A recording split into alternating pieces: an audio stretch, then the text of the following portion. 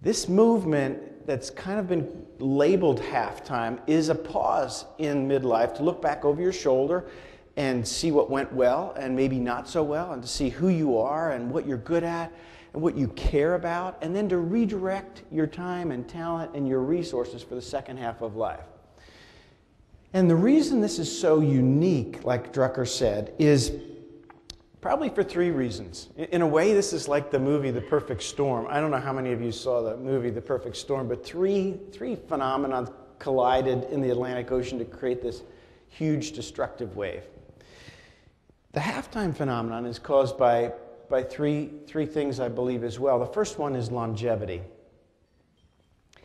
If you had to guess what the average life expectancy was 100 years ago, I mean, just think about that for a second.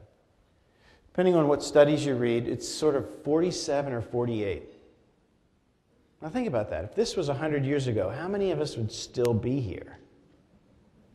Yeah, right. The mayor's telling another fib. So today, when you and I reach 50, we have 30 bonus years that you simply didn't have before. The second factor is that this is the wealthiest, healthiest, best educated generation to ever reach midlife. And if you take the affluence out, just take the affluence completely out of the question, because sometimes it's a smokescreen for you and I that stands between us and the life we'd love to live. But if you take the money out of the deal, we are the best educated, best networked, most resourced generation in history. And the third factor is that as a generation of baby boomers, when we look over our shoulder, we realize that we're a generation of folks who wanted to change the world. And then we got sucked into whatever it is that, in my case, I'm a recovering real estate developer. And it was a blast and it was a fun ride, but you know what? It preoccupied me for a long time, and raising kids and all good stuff, all fun stuff. But now you kind of look up from your desk and you say, you know, I have these passions to change the world that have been smoldering under blankets of busyness and responsibility and obligation.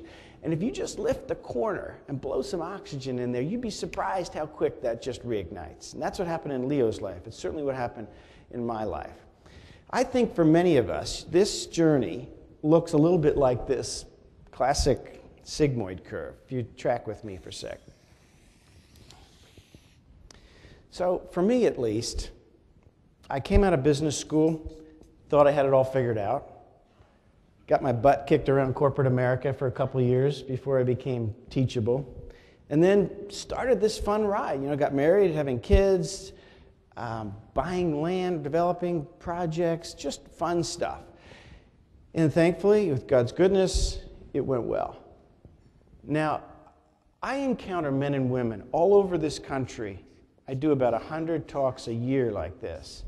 I encounter men and women at A and at B.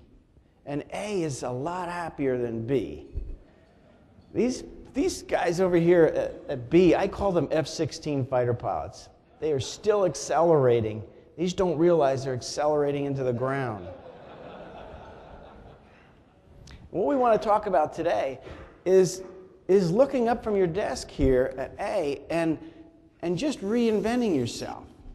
Now, Drucker wrote an article after he and Bob, what was happening was Drucker was mentoring Bob, and Bob was really launching this halftime movement, and Drucker's looking over his shoulder as the observer of American culture. And so he wrote an article for the Harvard Business Review called Managing Oneself. And I know your series is about leadership, but one of the most significant challenges that you and I are going to face in the next couple of decades is not managing our team, not managing my buildings, it's managing my life. And if the first half is about how to make a living, the second half has the potential to be about how to make a life.